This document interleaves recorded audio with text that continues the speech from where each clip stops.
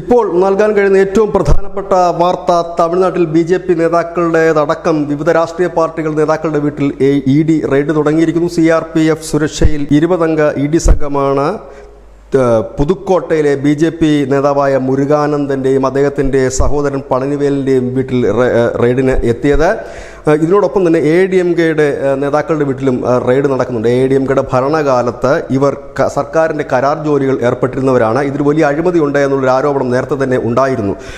ഇതിൻ്റെ ഭാഗമായി മറ്റു ചില ഇടങ്ങളിലും BJP ADMK നേതാക്കളുടെ വീട്ടിൽ ഇ.ഡി. റെയ്ഡ് നടത്തുന്ന വിവരം കൂടി പുറത്തു വരുന്നുണ്ട്. കാരണം തമിഴ്നാട്ടിൽ ADMKയുടെ ഭരണകാലത്ത് വലിയ അഴിമതി നടന്നിരുന്നു. മുൻ സർക്കാരിൻ്റെ കാലത്ത് നടന്ന അഴിമതികൾ അന്വേഷിക്കണമെന്ന് അണ്ണാമലൈ പറഞ്ഞിരുന്നു. അണ്ണാമലൈ മടങ്ങി വരുന്ന ദിവസം തന്നെയാണ് ഈ റെയ്ഡ് ഇപ്പോൾ ആരംഭിച്ചിരിക്കുന്നത്. വ്യാപകമായ റെയ്ഡാണ്. തമിഴ്നാട്ടിൽ ചില BJP ജില്ലാ സെക്രട്ടറിമാരെ മറ്റുമൊക്കെ അണ്ണാമലൈ BJPയുടെ അധ്യക്ഷ പദവി ഏറ്റെടുത്തപ്പോൾ തന്നെ പുറത്താക്കിയിരുന്നു. അതും ഇത്തരത്തിലുള്ള അഴിമതി ആരോപണങ്ങളുടെ പേരിലായിരുന്നു. ADMKയുടെ ഭരണകാലത്ത് BJPയുടെ ADMKയുടെ നേതാക്കൾ, പ്രാദേശിക നേതാക്കൾ അടക്കം വിവിധ കരാർ ജോലികൾ നേടുകയും അതിലൂടെ വലിയ തുക തട്ടിപ്പ് നടത്തുകയും ചെയ്തതിൻ്റെ അനവധി കേസുകൾ നിലനിൽക്കുക തന്നെയാണ് ഇപ്പോൾ പുതിയ റെയ്ഡ് ആരംഭിച്ചിരിക്കുന്നത്. News desk news India Malayalam.